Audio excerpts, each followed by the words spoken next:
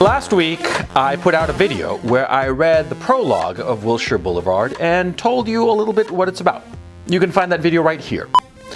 Since then, Jean-François Garipé has read the novel, and he and I had a great conversation about it. And, well, you can find that conversation right here as well. I'm very excited about the novel. Wilshire Boulevard is going to be published on May 15th. But for the followers on Indiegogo, well, you're going to get it a little bit earlier. Check out all the perks. The link is in the description below. And yeah, please go check out the campaign. It's been going very, very well. And I'm so thankful to all of you. But in this video, I'm going to read another bit of Wilshire Boulevard. And rather than read to you the first chapter, which is like this action chapter where you see the kidnapping that kickstarts the whole novel, I'm going to read you the second chapter because it introduces the main character, a man named William Severide. He is a hedge fund manager, a very wealthy man. He is the father of the kidnapped victim. And, well, without further ado, here's chapter 2. William Severide's hedge fund is located on 4 full floors of offices in a low-rise building on Wilshire Boulevard. The building, an undistinguished glass-sheathed box, sits at the corner with North Ladue Road on the eastern edge of Beverly Hills. It's a nice enough area, but undistinguished, unglamorous, unremarkable, which is exactly why William Severide picked the spot for his baby.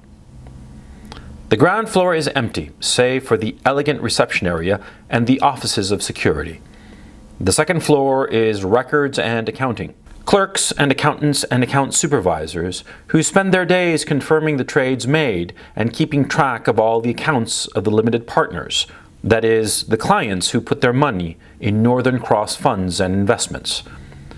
The limited partners, clients, are mostly institutional investors, insurance companies and pension funds and the like, and they all suspect they are being gently, relentlessly fleeced by the single general partner of the hedge fund. They just don't know how. The third floor of the building is crammed with the equities trading operation, which nowadays mean essentially computer scientists charged with monitoring and coddling and cajoling and psychoanalyzing the computer systems that carry out Northern Cross's high-frequency computer trading. Visually boring and decidedly unglamorous, like all guaranteed moneymakers, the third floor is essentially aisles and aisles of computer servers, with about 20 computer scientists monitoring the sheltered computers, making sure they get all the care and feeding that they might need, while they themselves fail to get enough vitamin D. The fifth floor, the top floor, has the company dining room, as well as a few meeting rooms and a large conference room. The fourth floor of the building, just below it, and William Severide's happy hunting ground, is the bond trading department. It's the most important floor. Chock-a-block with rows and rows of long tables. On each of these tables there are several trading stations. At each of these trading stations there is an array of 6 or 8 flat-screen monitors, plus a sophisticated landline telephone. The flat-screen monitors are constantly filled with price quotes and essential trading information. The sophisticated landline telephones can not only field a couple of dozen simultaneous phone calls each, they can also record each and every telephone call, necessary in case of any disputed trade or any regulatory snooping around. There are no private offices on the 4th floor, not even for William Severide himself. His office is simply one more trading station, which he swaps out and exchanges for another every week or so, hopscotching around the trading floor, invariably popping up next to a trader who has had a lousy previous week's trading result. The traders who work these trading stations are all dressed alike, and in fact they are all alike.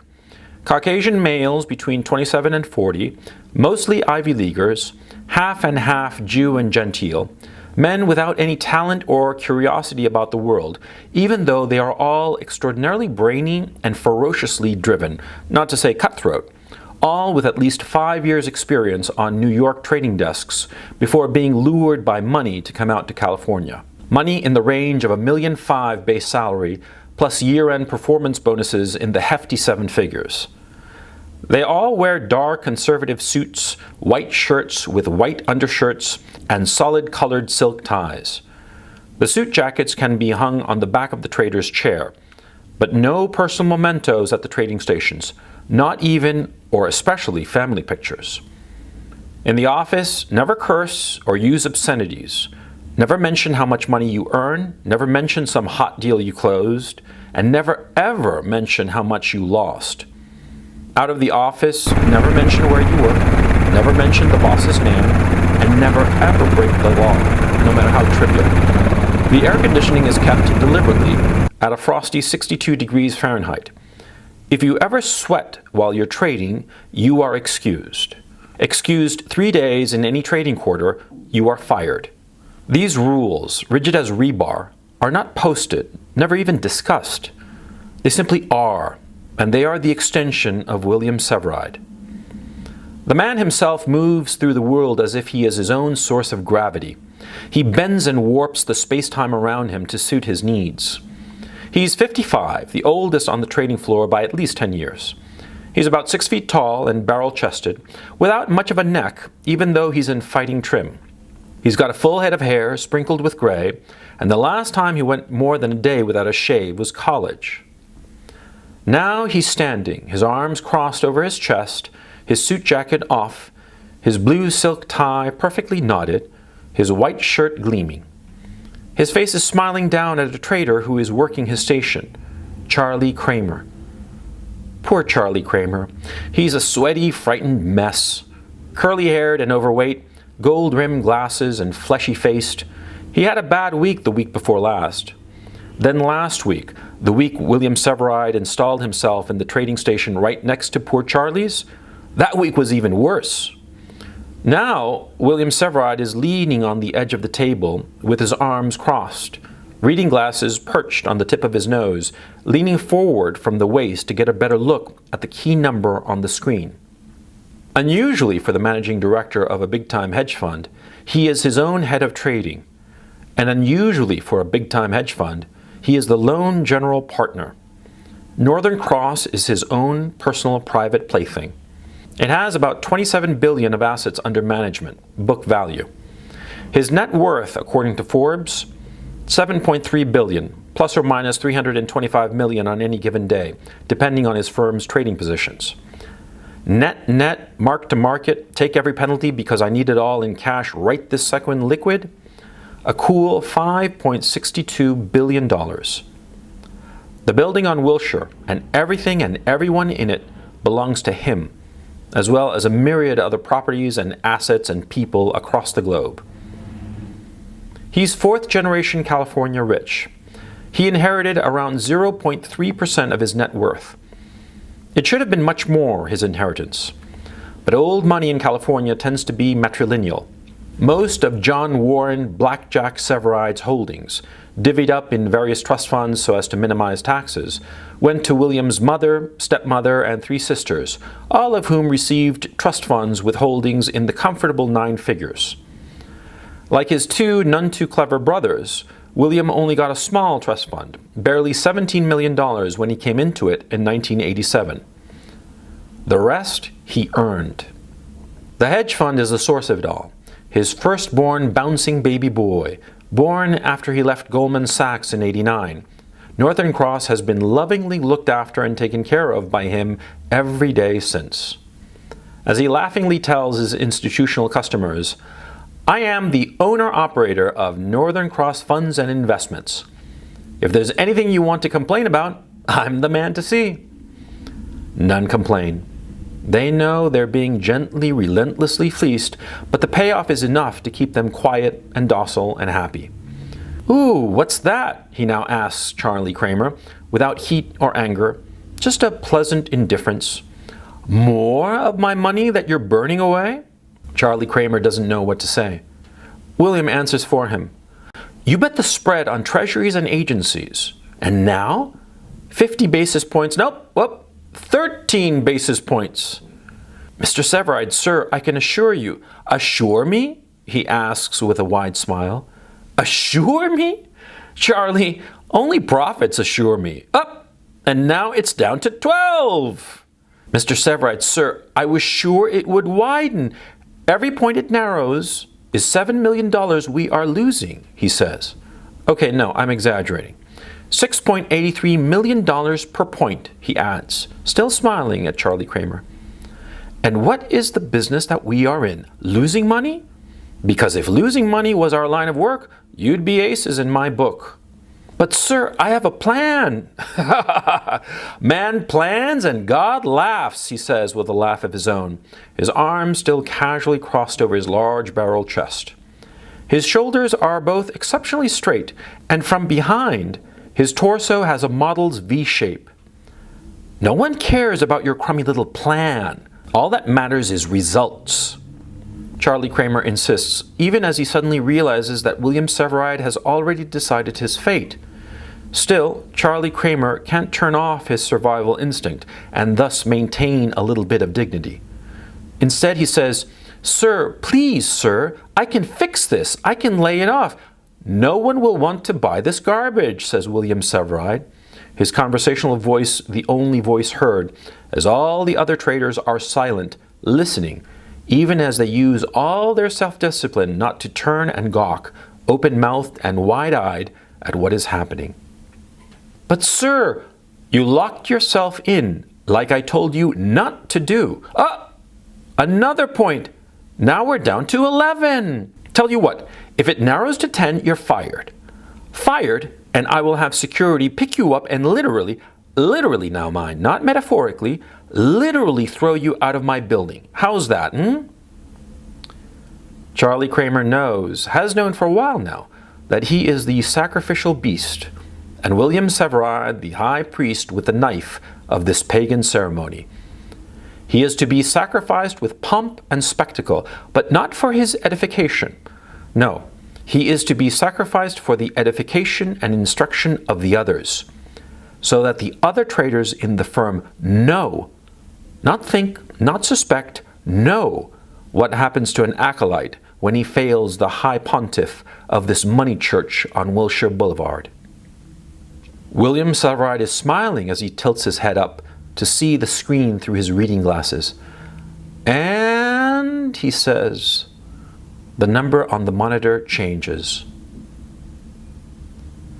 It takes all 4 of the building's big, beefy security men to pick up Charlie Kramer and whisk him off his feet.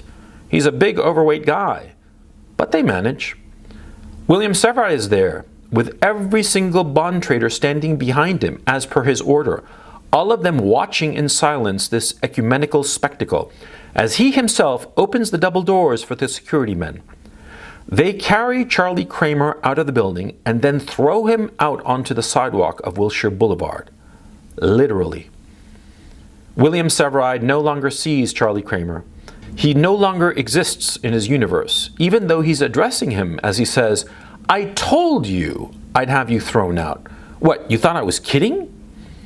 He's looking at the gathered bond traders, staring at them, owning them. "And you boys," he says to his bond traders in a normal conversational tone of voice, "you got my message?" None answer him. None dare.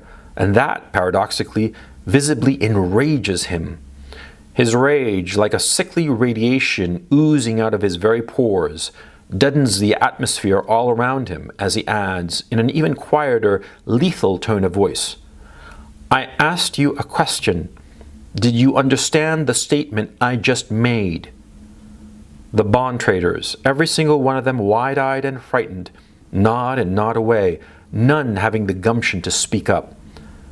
"Good," says William Severide, though by his face it clearly isn't, "because I don't like repeating myself." Charlie Kramer on the sidewalk behind him is weeping. William Severide glances at him.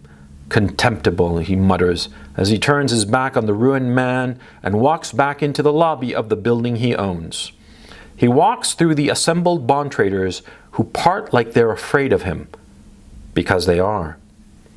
As he walks in, an extraordinarily beautiful young woman of about 25, tall and dressed in an elegant conservative business suit, her hair pulled back in a tight bun, quickly approaches him. She is Michelle Dalton, Choate, Yale, Stanford MBA, and she is one of William Severide's several assistants. "Sir," she says, glancing over her shoulder at the bond traders, whom she does not want overhearing her. She leans in close so that only her boss will hear her. "Yes, dear," says William Severide, reaching around her waist and pulling her close to him. He does not care if the people in his office know he is sleeping with Michelle, which he is. At her place 2-3 times a week, and of course during trips out of town. "Sir, the police are here," she says quietly.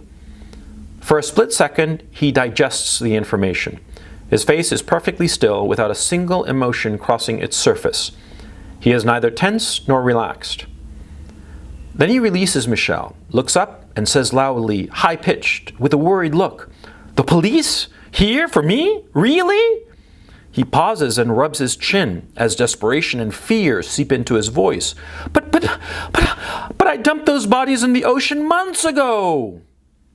Michelle blanches, the traders too. William Severide gets into the elevator alone and turns around, facing all his incredulous, frightened employees with a deeply frightened look of his own. Then he looks at them and laughs. "Kidding," he says, as the elevator doors close. On the second floor, the police indeed are waiting for him. 2 detectives dressed in cheap suits and comfortable shoes, a woman and a man. They are in a large conference room that has no personality.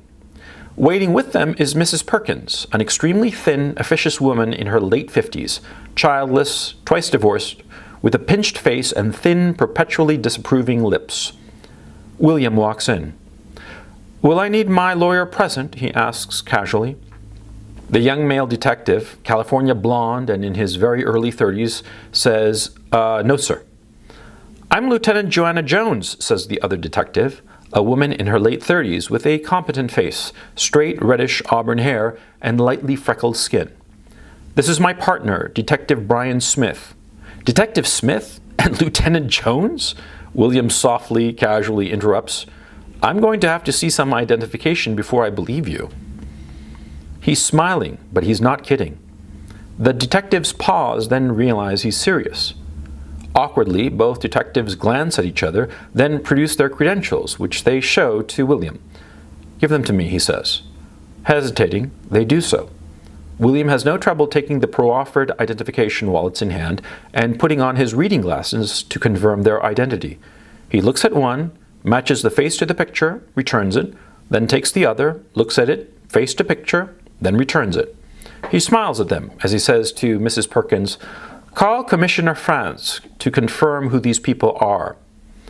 "I already have, sir. I'm waiting for his return call," she says confidently to her master, then turning to eye the 2 detectives with the superiority of the favored servant.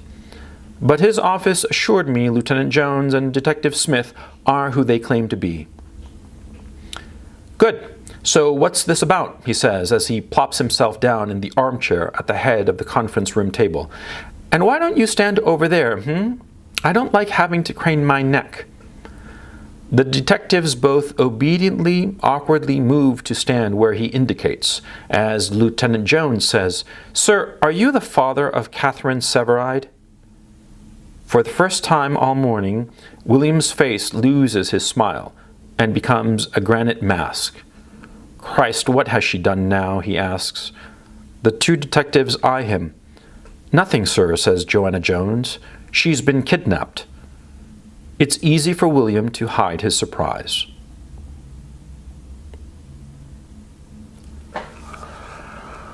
Woo! What do y'all think, huh? Yeah? Pretty cool, huh? I mean, I love this character. He's the major character in the book, and yeah, he's, well, I don't want to give more away, right? Because it's just going to be surprise after surprise, because it's a thriller, because that's the kind of book I wrote.